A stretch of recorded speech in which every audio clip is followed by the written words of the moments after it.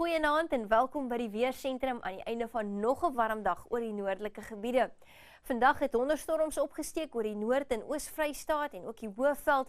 Dit was bewolk langs die KwaZulu-Natalse kus waar ons ook bietjie ligte reën oornag verwag. Dit soos wat 'n hoëdrukstelsel begin met die rugproses in KwaZulu-Natal, dit sal vir reënerige, koeler toestande sorg, maar dit bly baie warm oor die noordelike en sentrale dele van die land, terwyl enkele donderstorms weer môre middag op die Hoëveld verwag word.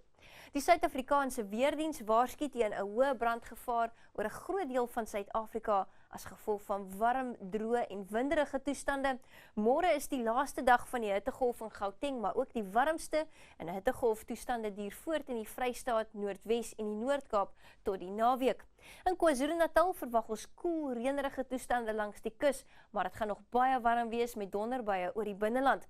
Ons verwag ook koeltoestande langs die Wilde Kus en die aangrensende binneland, 24 grade in Queenstown, donderstorms in die noordoostelike dele, langs die Suid-Kaapse kus, gedeeltelik bewolkte koel weer, maar dit is warm in die Klein Karoo met 29 grade in Oudtshoorn.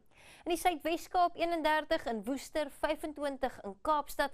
Ons verwag 'n baie warm middag in die Noord-Kaap, veral na in Appington en Postmasburg, waar temperature tot in die hoë 30's gaan styg.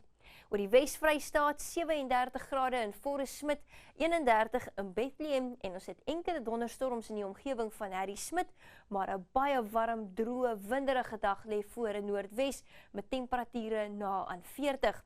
Dit sal uiters ongemaklik wees in Limpopo môre, veral in die Limpopo riviervallei waar maksimum temperature bo 40 grade verwag word.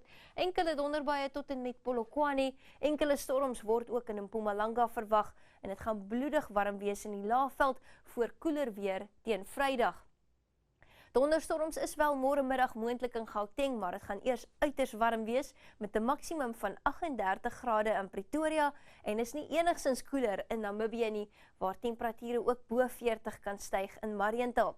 Van 'n windhoek noordwaarts is daar enkele donderbuie in die voorspelling, 35 grade môre in Grootfontein. Die wind gaan sterk waai oor die Noord-Kaapse binneland en die Vrystaat. Tamelik sterk noordweste wind word in Johannesburg verwag met 'n aanlandige vloei langs die ooskus.